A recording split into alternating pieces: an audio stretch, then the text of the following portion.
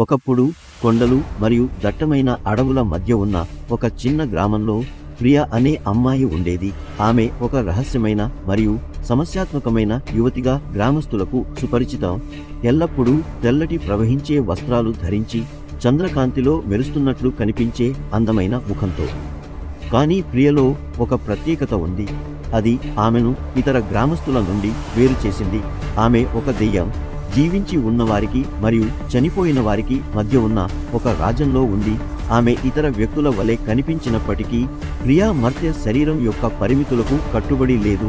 ఆమె గోడల గుండా నడవగలదు, గాలిలోకి అదృశ్యమవుతుంది మరియు అవతలి వైపు నుండి ఆత్మలతో సంభాషించగలదు. ఆమె మరో ప్రపంచపు స్వభావం ఉన్నప్పటికీ ప్రియను గ్రామస్తులు ప్రేమిస్తారు మరియు గౌరవించారు. వారు ఆమెను సంరక్షకురాలిగా విశ్వసించారు, వారిని చూసేవారు మరియు హాని నుండి వారిని రక్షించారు. ఆమె అవసరమైన వారికి ఓదార్పు మరియు ఓదార్పు మూలంగా ఉంది. ఆమె సున్నితమైన ఉనికి గ్రామంలోని కష్టాల్లో ఉన్న ఆత్మలకు శాంతి మరియు ప్రశాంతతను తెస్తుంది. ప్రియా స్వయంగా సున్నితమైన మరియు దయగల ఆత్మ. ఉదయపు మంచు వలె స్వచ్ఛమైన హృదయంతో ఆమె ఒకప్పుడు సజీవమైన అమ్మాయి. ఇతర అమ్మాయిల మాదిరిగానే ఉంది, కానీ చిన్న వయస్సులోనే ఒక విషాద ప్రమాదం ఆమె జీవితాన్ని బలిగొంది మరణానంతర జీవితానికి వెళ్లలేకపోయింది. ప్రియా తాను ఒకప్పుడు నివసించిన గ్రామంలోనే చిక్కుకుపోయి శాశ్వతత్వం కోసం దాని వీధుల్లో తిరగడానికి ఖండించింది.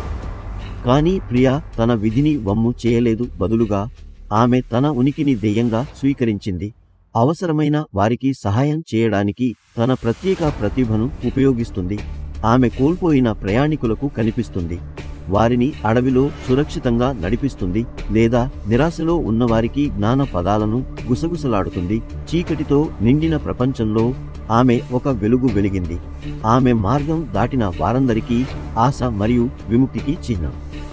ఆమె దయగల స్వభావాన్ని కలిగి ఉన్నప్పటికీ ప్రియకు భయపడేవారు మరియు అపనమ్మకం ఉన్నవారు గ్రామంలో ఉన్నారు. వారు ఆమెను మంత్రగత్తె లేదా మారువేషంలో ఉన్న రాక్షసుడు అని పిలిచి ఆమె గురించి చీకటి పుకార్లు గుసగుసలాడారు. కొంతమంది ఆమెను గ్రామం నుండి బహిష్కరించాలని కూడా ప్రయత్నించారు. ఆమె ఉనికిని దురదృష్టం మరియు దురదృష్టం తప్ప మరేమీ తీసుకురాలేదని నమ్ముతారు. అయితే ఈ రూమర్స్, గాసిప్లను ప్రియ పట్టించుకోలేదు. తన నిజమైన ఉద్దేశ్యం ఇతరులకు సహాయం చేయడం, అవసరమైన వారికి ఓదార్పు మరియు సాంత్వన కలిగించడం అని ఆమెకు తెలుసు. అందువల్ల ఆమె గ్రామంలోని వీధుల్లో తిరుగుతూనే ఉంది. ఆమె అతీంద్రియ రూపం నీడల గుండా నిశ్శబ్దంగా మెరుస్తూ కరుణ మరియు అవగాహనతో ఆమె కళ్ళు నిండిపోయాయి. సంవత్సరాలు గడిచే కొద్దీ ప్రియ గ్రామంలో ఒక లెజెండ్గా మారింది. పురాణం మరియు రహస్యం యొక్క వ్యక్తి. దీని పేరు విస్మయం మరియు గౌరవంతో గుసగుసలాడింది. ఆమె జీవితం మరియు మరణం యొక్క శాశ్వతమైన చక్రానికి చిహ్నంగా ఉంది.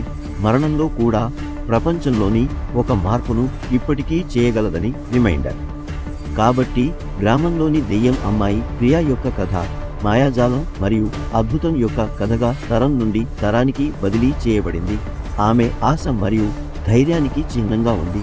చీకటి సమయాల్లో కూడా ఎల్లప్పుడూ వెలుతురు కనిపిస్తుందని గుర్తు చేసింది.